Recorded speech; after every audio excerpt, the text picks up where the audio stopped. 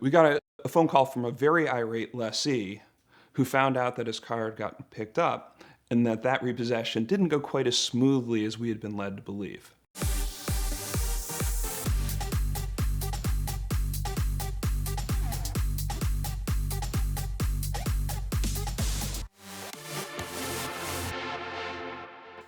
Within our portfolio, we take great pains to make sure we're watching our cars carefully. I mean, these are very valuable assets, and we keep a close watch. We had a lessee who was a repeat customer, had 2 cars with us. Came back for a second car. It was a orange McLaren 570. Good price point, leases out well. We have a lot of customers who get into the McLarens. In this case, he had been on the books for a while with the 2 cars and then went delinquent. And when we tried to reach him to work out getting him back on track, we weren't getting any response. And we don't sit on this. It's not your conventional BMW lease where you get a phone call at 30 days, and if you get to 60 days, maybe they'll start getting a little bit more aggressive. If we've gone 10 days, we need to make sure that piece of collateral is okay, and it's much more in our interest to go ahead, pick up the car, and then we can work with you on the appropriate settlement.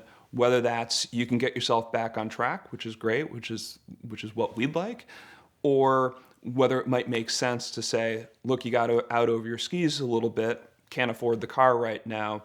Why don't we just help you sell it off, put some money back in your pocket, you don't no longer have the payment, and when you're back on your feet, you can come back to us, we'll do another car.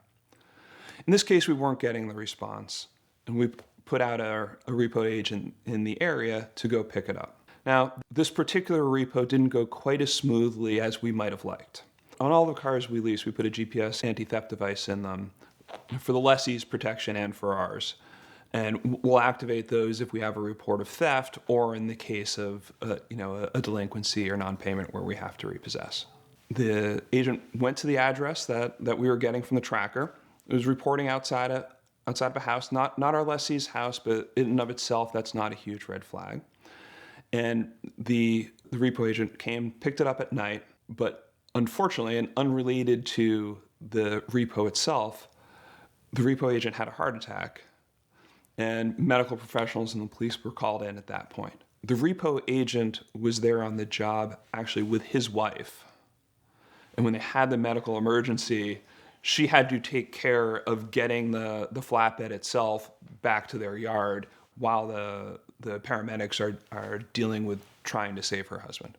Tragically, the agent actually passed coming out of this incident.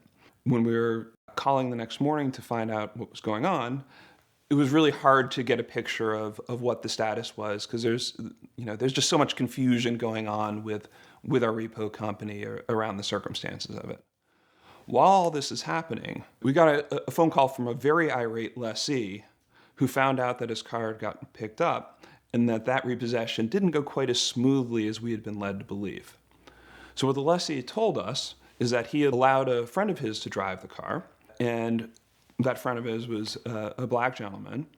And when the repo agent came to pick up the car, there was actually a confrontation where the driver had come out to see what was going on and why someone was picking up his McLaren, and the repo agent had used all sorts of horrible language, and there's a big scene in front of the house. Now, this is complicated by the fact, according to our lessee, that his friend's family had just moved in to what was a largely white neighborhood in an affluent suburb, and they were horribly embarrassed by this situation and felt like they had to move out. They had no choice but to move out because of the embarrassment of having their car picked up from in front of their house with the scene that followed.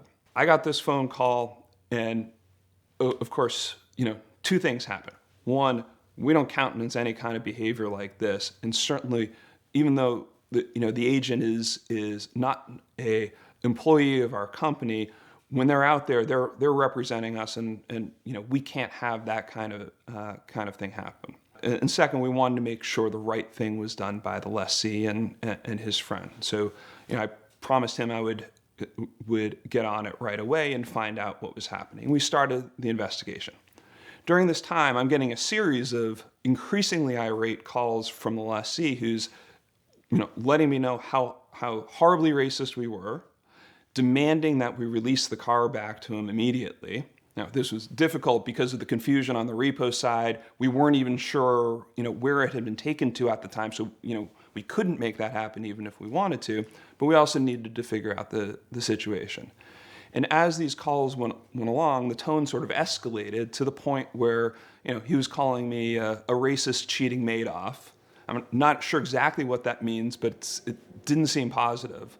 And as these calls became more irate, the lessee let me in on another detail of what went on, which is that his friend, the driver, had taken a cell phone video of the confrontation, and that he was threatening to post this video on YouTube to discredit us, take down our reputation, unless we released the car to him right away. Really what he was trying to do is push us around to shortcut our process so that he could get his hands back on the car. We were trying to track down how we could find really what was going on there. What we ended up doing was getting in touch with the local police department who had responded to the scene, and I was able to talk to the officer who actually responded. Let's just say that the circumstances of the repossession were a little different than what the lessee had led me to believe. So while it's true that our agent had come there at night to pick up the car and that there was a medical emergency on the scene, there actually wasn't any sort of confrontation with the actual driver of the car. The driver of the car found out that it was gone when he woke up the next morning, and his orange McLaren wasn't on the sidewalk in front of his condo. What had actually happened when he woke up is he made 2 phone calls. One is he called the police to report it stolen, and 2, he called the rental company where he had been subleasing it from and trying to find out why they had taken the car back from him. That leasing company called our lessee up the chain to let him know what happened, and that triggered the calls to us.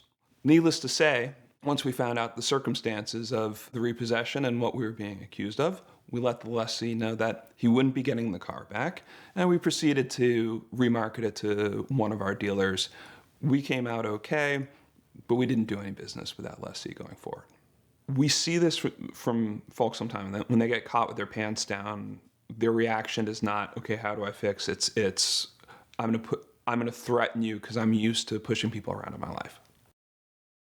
Not everybody takes care of their paint, but you and I both know you're better than that. Which is why if you go right now, you can still catch the Avalon King Armor Shield 9 Black Friday mega sale, baby. The more you buy between Tuesday, November 22nd to Monday the 30th, the more you're gonna save. We're talking up to 45% off Armor Shield 9 and tons of free stuff. Unlike other brands, this is made specifically for DIYers like me and you. It's the easiest ceramic coating to apply. Anyone can do it. If you can wax your car, you can ceramic coat it.